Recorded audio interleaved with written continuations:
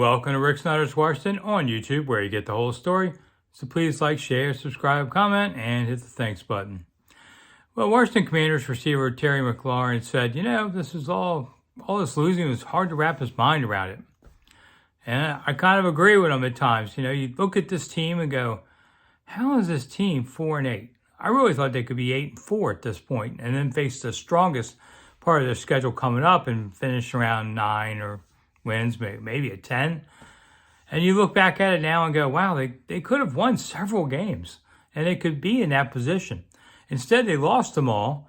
Now the defensive coordinator's been fired, and it's just a slow march to the end here. Why?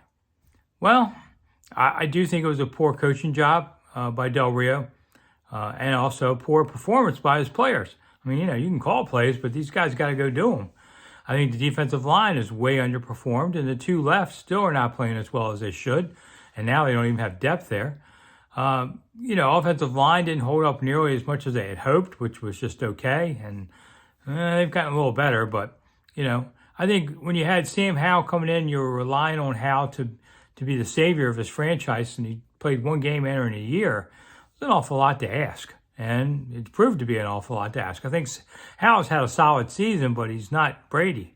No one thought he would be, but yet somehow they needed him to be.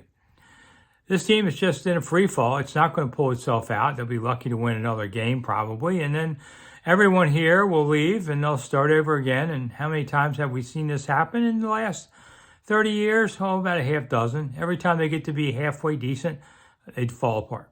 And here we are again. So I guess it's time for everybody to have a little head scratching on this team because it's a lot to wonder what went wrong. I'm Rick Snider. Thanks for coming. See you soon.